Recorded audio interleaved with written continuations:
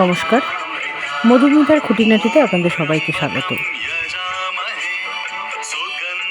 আমরা এখন যে মন্দিরটি দেখতে পাচ্ছি এটা হচ্ছে নৈহাটি বুড়ো শিবতলার বুড়ো শিব মন্দির, যার অন্নকূট হয়েছিল গত 14ই ফেব্রুয়ারি। দেখুন অন্নকূটের জন্য কি সুন্দরভাবে মন্দিরটিকে সাজানো হয়েছে, চারিদিকে আলোয় আলোয় ভরিয়ে দিয়েছে। প্রায় 300 বছরের পুরনো এই শিব মন্দিরটি, শিবলিঙ্গটি পাওয়া যায় চট্টোপাধ্যায়ের পরিবারের একটি পুকুর থেকে। যদিও সেই পুকুরটির এখন আর কোনো অস্তিত্ব নেই।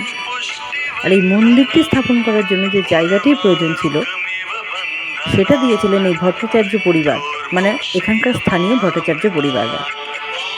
তাদেরও নিজস্ব একটা মন্দির আছে, শিব মন্দির, সেখানে নিয়মিত পুজো পাঠ হয়।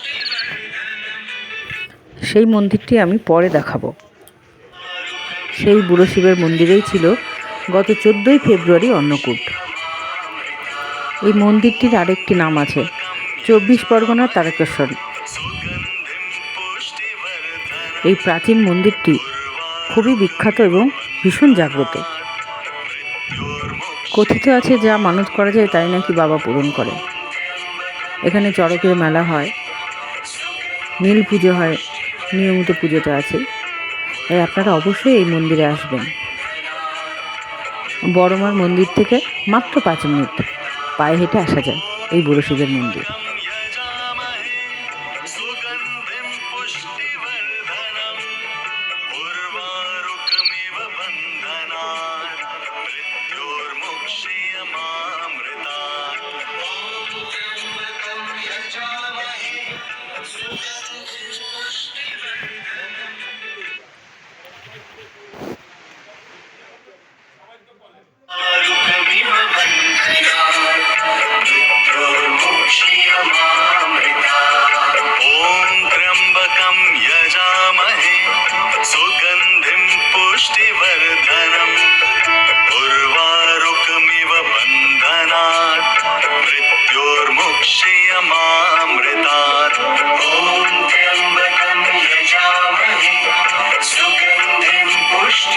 অন্নকূটে দুপুরবেলাতে শিব পুজো চলছে।